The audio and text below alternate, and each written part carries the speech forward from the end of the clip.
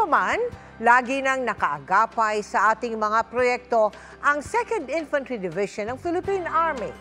Naging katuwang din natin sila sa pagpapatayo ng mga Kapuso School para sa mga napuruhan ng mga nagdaang bagyo. At sa mga nasalanta nitong bagyong Enteng, nag-donate ang mga sundalo ng halos 800,000 piso. Sa kasagsagan ng bagyong Enteng, isa sa mga hindi nakaligtas ang Kapuso Classroom na ating ipinatayo sa Matagbak Elementary School sa Pililla, sa Rizal. Hindi man napinsala ang istruktura, hindi naman mapapakinabangan pa ang ilang gamit.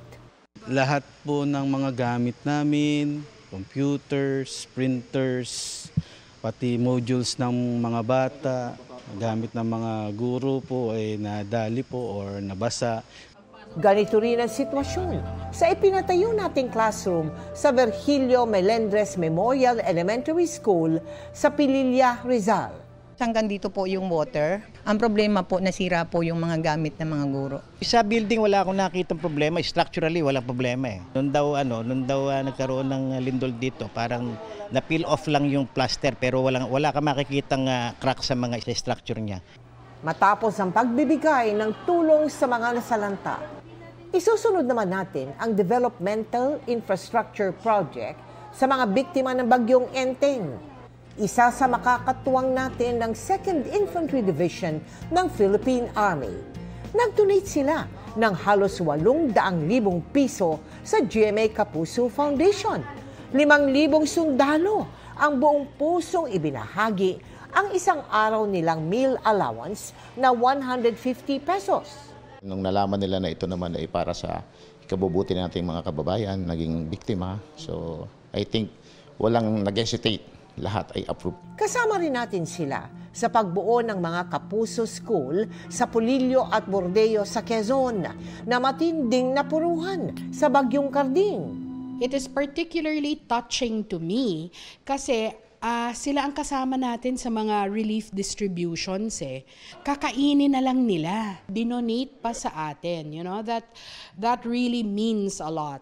Binisita rin natin ang ilang Kapuso School na napinsala ng bagyo sa Montalban, sa Rizal. Sunod-sunod na dagok ang kinaharap ng mga mangingisda sa Roxas sa Palawan dahil sa habagat at magkakasunod na bagyo. Para maibsan ang kanilang kalbaryo, naghatid ng tulong ang GMA Kapuso Foundation. Sa Barangay 4 sa Roxas sa Palawan, may isang lugar na tinatawag na Purok Mangingisda. Ito kasi ang pangunahing kabuhayan ng mga residente doon. Pero dahil sa habagat na pinalakas ng magkakasunod na bagyong Ferdy, Hener at Helen, halos 1 linggo nang hindi makapamalaot ang mga mangingisda. Gaya na lamang ng pamilya ni Maricel. Hindi makapaghanap buhay ang aking asawa at may malilit pa yung mga anak ko, ma'am. Wala po kaming ipakain sa kanila. Pati yung mga anak ko, ma'am, naninirebyos na eh. Gabi-gabi talaga nag-ayak sila kay bakit daw baka araw magbigla na naman dumasira ang bahay namin. Kabilang ang Barangay 4 sa pinadapa ng Super Typhoon Odette noong 2021. Kaya naman sa tuwing may bagyo, nanunumbalik ang trauma ni Vilma. Pumanaw raw kasi ang kanyang anak dahil sa bagyong Odette. Nervyos talaga ako. Masakit talaga. Katatlong taon na pero hindi ko pa rin matanggap. Kaya naman ang GMA Kapuso Foundation, katuwang ang Western Command ng Philippine Army, na mahagi ng food packs para sa 2,400 na individual sa bayan ng Roxas. Tayo po ang unang NGO o non-government organization na nakapaghatid ng tulong sa lugar. Laki ng papasalamat namin na dumating po kayo dito sa amin.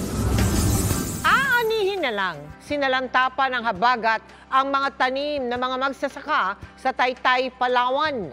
Kaya pinuntahan ang isa sa mga apektadong barangay na mahirap marating. Bit-bit ang inyong ipinahatid na tulong.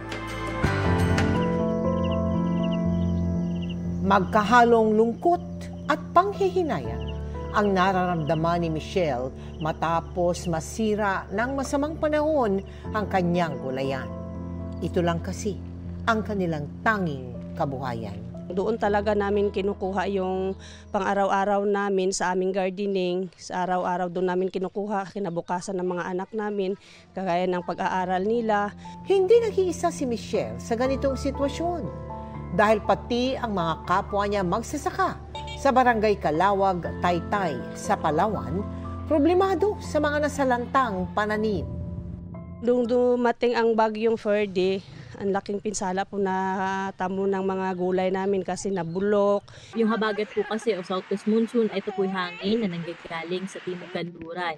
So kapag umiral po ito, lalo na kapag na-enhance, yung una po nitong maapektuhan ay yung western section ng ating bansa na kung saan ay kabilang po doon yung Palawan. Batid ng GMA Kapuso Foundation ang pinsalang dulot ng nagdaang bagyo at habagat sa Palawan.